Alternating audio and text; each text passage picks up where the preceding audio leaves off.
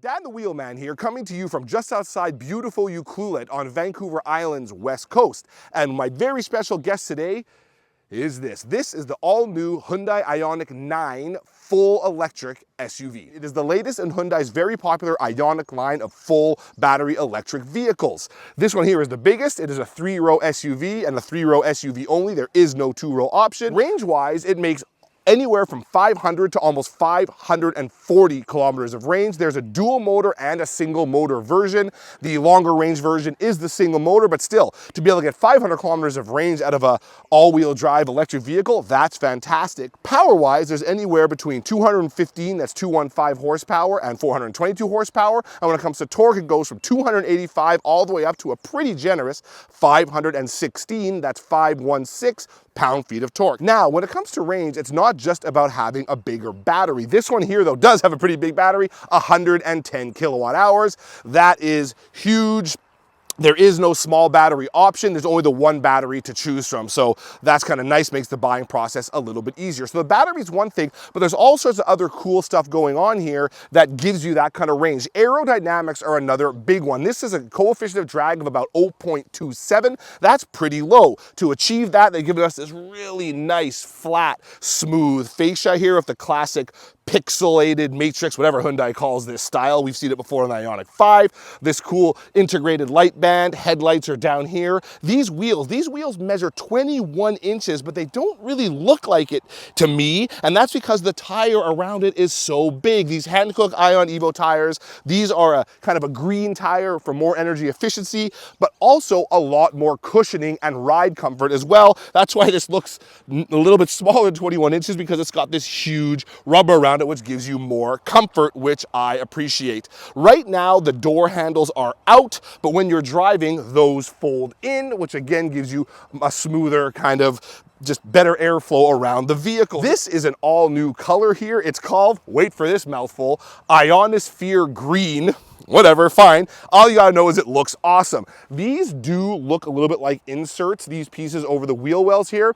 They can be ordered in contrast color if you want, and if you ever had to put maybe a flared fender or some plastic cladding, maybe like an XRT version, you never know, well, they can do that here. Coming around back, oh, I wanna quickly mention, the roofline might look very, very kind of low and encroaching, but it's not. You can fit 2 adults back there without too much trouble. I'm 6'3" thereabouts. I was sitting back there with a colleague of mine who's also around 6'3". We both sat in there pretty comfortably, which is pretty great. Coming around back, you've got somewhat Volvo-like full kind of full height tail lights here, which looks pretty cool, but they've kind of gone the extra mile by bringing the band all the way across the top. Nice Ioniq 9 scripting across the back there. Looks very modern and very, very cool, which I think is a nice touch. Big scripting across the back of vehicles, that's kind of a la mode these days, so they're keeping up with it. So anyway, this is a very cool looking car outside, I think. Let's go have a look inside.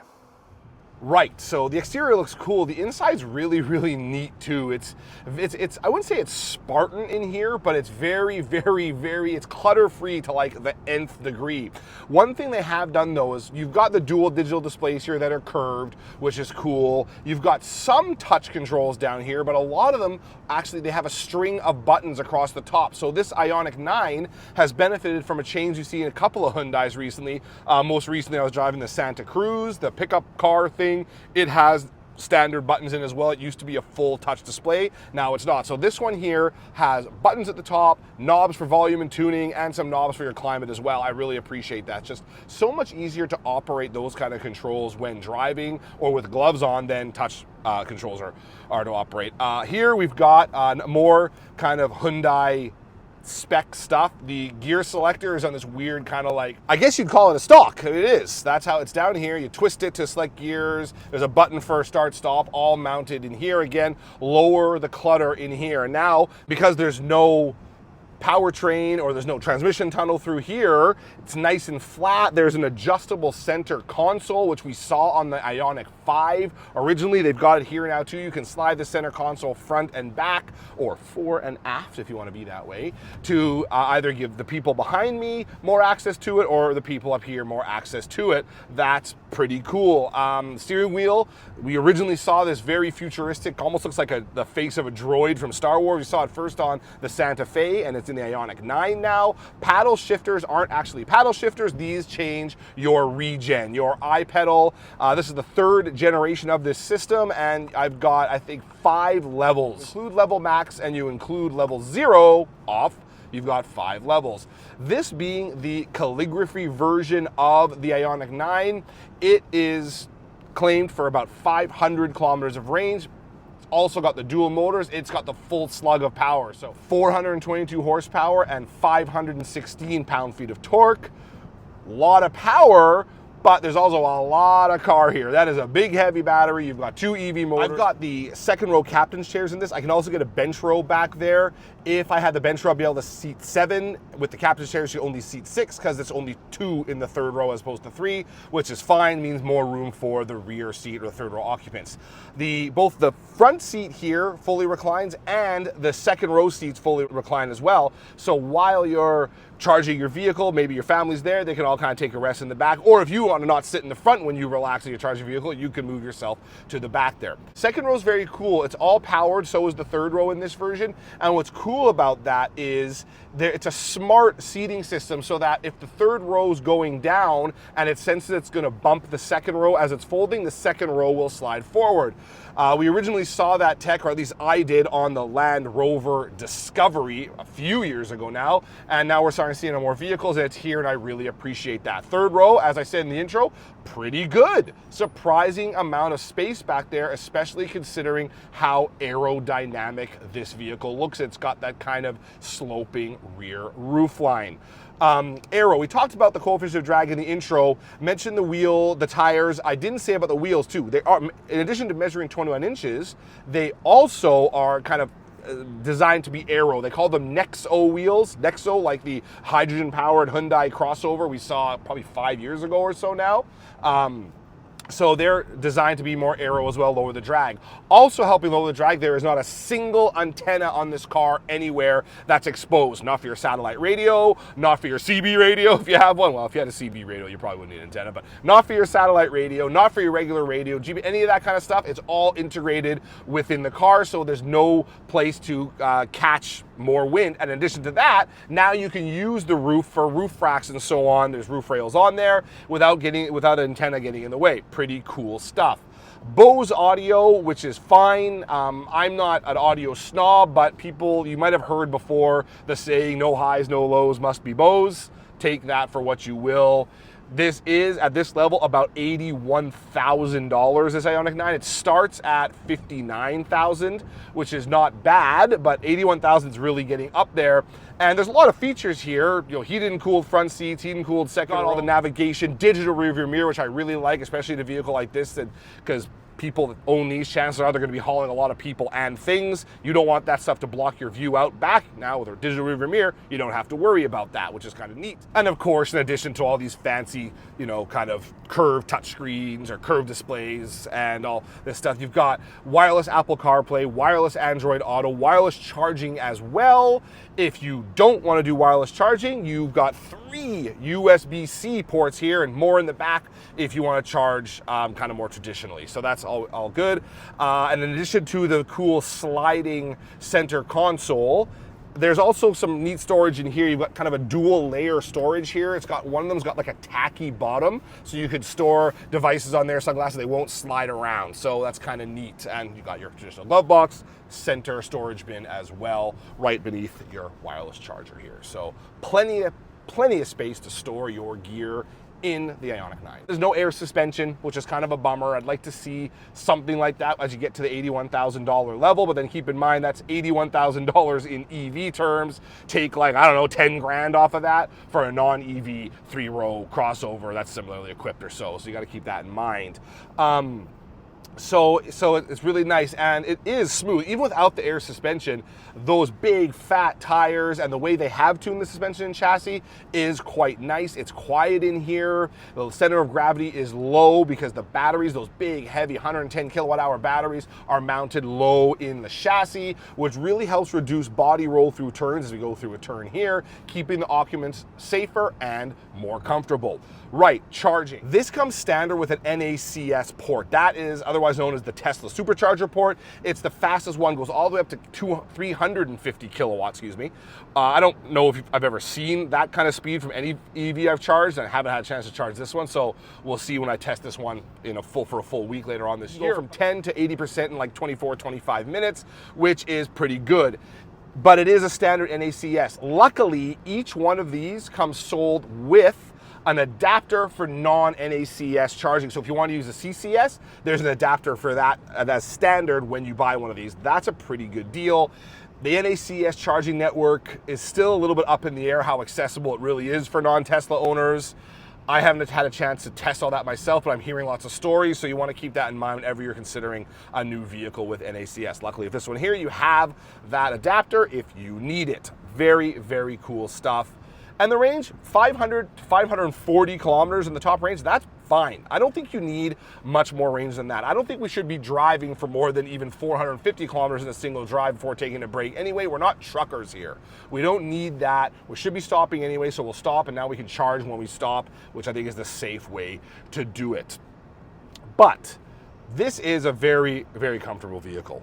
For sure it is. First, second, and all three of these rows are really, really well done. I am reminded, even though this is bigger, of the Kia EV9, which I was very impressed with when I tested that vehicle, how good those the second and third row are, and they followed suit here, and even better because this is bigger. And of course, in addition to having room for people, there's lots of room for storage, up to 1,325 thereabouts liters of storage in here if you fold down the seats. In addition to that, there's a front, 52 liters if you have the front EV motor. If you don't have the front EV motor, that goes up to over 80 liters of storage in the front, which is cool because that means you can put your charge cable in there and still have room for other stuff. So that's nice to have as well. The seats, of course, fold fully flat, so you can store nice long items on there. There's some underfloor storage at the back as well, so even if you have the third row deployed, there's still room underneath the floor there to store more stuff. Okay, so what about the dynamics though? Well, I've got it in sport mode here. Tightens up the steering, gives you some more response from the throttle. It's pretty good. I mean, it's heavy, but it's the roll isn't terrible, even with those big fat tires I've got there. It stays pretty flat, even though it doesn't have adaptive or air self-leveling suspension. And steering is good. Brakes are responsive enough. They've got a lot of weight to haul down, obviously. It's not a performance. This isn't an Ioniq 9N. How cool would that be?